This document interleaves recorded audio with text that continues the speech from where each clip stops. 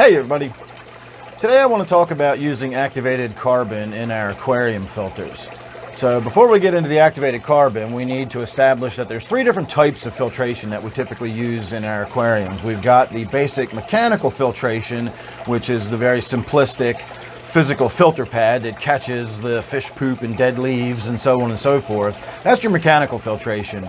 Your biological filtration is a little more complicated, but in a nutshell, it's basically what we call our nitrogen cycle, and it's the process by which the nitrogenous-based fish waste, the ammonia, gets broken down into a fairly harmless nitrate, and that is your biological filtration. And then the third type of filtration we have in our tanks is chemical filtration. And chemical filtration is what we use the activated carbon for. Now, I've got probably more questions than answers when it really gets into the nuts and bolts of how the activated carbon actually works and why it removes some things from your tank and it doesn't remove others. But I have a good enough working understanding of the activated carbon and when and why to use it in my aquarium that I'm satisfied with that. So this is definitely a layman's point of view, and it's my own personal experience with using the activated carbon. You may have a different experience or better understanding, and if so, please, feel free to share that information down below.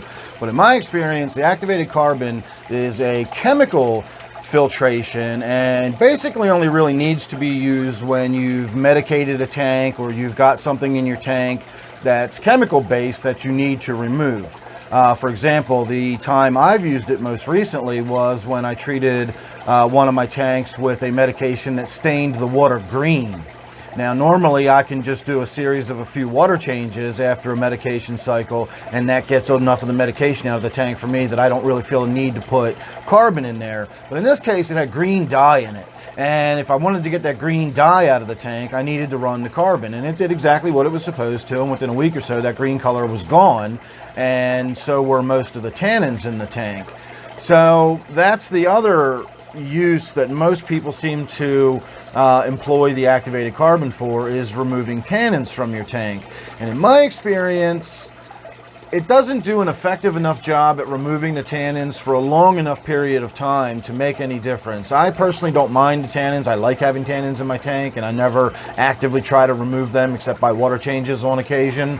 When I feel that it's getting a little too dark in certain tanks, I'll really do a big water change, and that removes a lot of the tannins. Or I'll do a series of smaller water changes, and I'll remove them that way.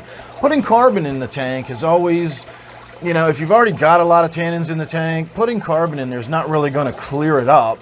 And if you do a water change and you start with clear water and you put carbon in your filter, it's not going to keep it clear for very long. And the example is my native tank over there that I just done the water change on that I talked about.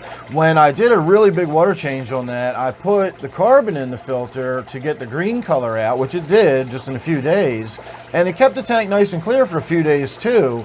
And then by the time I did another water change a week later, there was tannins building up in the tank and the water was starting to get tea stained. And that was with a pound of activated carbon in it. A full pound in one of those mesh bags was put in my filter, and within 5 to 7 days I was already getting tannin build up again. So if it does remove tannin, it doesn't remove it very fast, and it doesn't remove a lot of it if you've got a lot of tannin build up in your tank. Like I have a lot of woodwork, a lot of plants and stuff, and so putting the activated carbon in there doesn't really serve a lot of purpose, even if I wanted to remove the tannins. Of course, as I said, I don't particularly. So the only time I ever think about using the activated carbon is after I've medicated a tank, and then more often than not I simply do a series of water changes and that gets all the medication out and I don't really need to worry about it. So using it to get that dye out was a time I needed to use it. So if I do feel a need to use it, I use it. Otherwise, there's no point really in using activated carbon. It doesn't act as like a water polisher. It doesn't keep your water sparkling clear. It's been a long time since I've read about this, so I don't know if maybe there's been some updated information out there, but as of the last time I read about activated carbon, there was a lot of discussion, I'll say, heated discussion, about whether or not activated carbon contributed to hole in the head disease or hole in the head lateral line disease that you get in cichlids, particularly African cichlids. And the argument was that African cichlids are sensitive to the dissolved minerals in the water and the carbon must take something out or something. I don't know. I don't really have an opinion on that.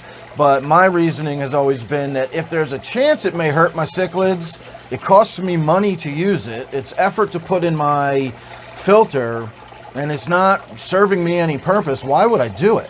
And so I've just never used carbon in my filters unless the rare occasion, as I just said, I needed to get that green dye out of my tank. But other than that, I never really see a purpose for using the activated carbon. As far as how it works, it's a microporous material. I think it's made by running like a high pressure steam through it or something. It almost fluffs it up like puffed rice or something.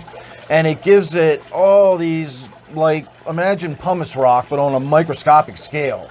And all of that little porous area creates surface area that stuff can get stuck in the same way you would wipe up a spill with a sponge, and the stuff gets trapped in the sponge. It gets trapped in all that porous material. So why it removes some things and not others, I'm not really sure. I'm not sure how you define a chemical. And I say, for example, it removes tannins. I know it removes tannins. It's well understood that tannins are removed, but what we call tannins, or I call tannins, you may call tannin, is really tannic acid. So if it removes tannic acid, does it remove carbonic acid? Because that would be dissolved carbon dioxide into your water, and I know it doesn't remove carbon dioxide. It doesn't remove oxygen.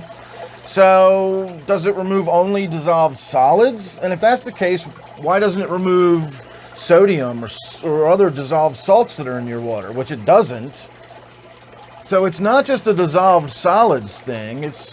Again, I don't know. I've got more questions than answers about how it actually works and why it removes some things and not others. But I know when to use it. I know why I would need to use it. And again, as long as I've got a good functional working knowledge of when to use it and why to use it, that's all I really care about at this point. I've never been interested enough in it to really dig into the, whys and wherefores and how it works and all that kind of stuff. I've always just used it if I need it. It's not like I refuse to use it or anything like that. I just don't see any point in running it on a regular basis. If I ever wanted to polish my water and do that, they make polishing pads, which you can actually get. You can, in the same way I buy my filter material very cheap, and it's the same stuff. You can buy stuff that's very similar to those polishing pads at the fabric section at Walmart, and you can save a lot of money. I shot a video about that once. I'll see. Excuse me. I'll see if I can find it, and I'll attach a card there.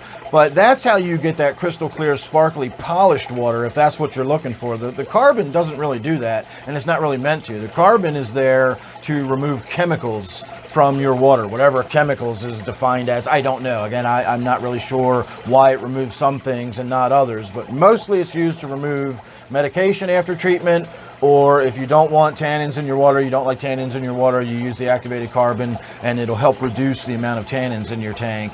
And then other than that, don't really know why anyone would use it. Again, if you don't want to use it for those two purposes, then don't waste the money by buying the stuff and putting it in your tank. So that's my 2 cents on activated carbon. I'd love to hear your thoughts, especially if you know more about it than I do. I'd always love to learn more about how it works and what's going on there. So any thoughts down below would always be appreciated. So thanks for watching. Make sure you're subscribed. Don't forget, this one behind me here is my 125-gallon tank. We will be talking about that in a little more depth here in a video real soon. So if you're subscribed, you won't miss that or anything else. So thanks for watching. I'll see you real soon in the next one.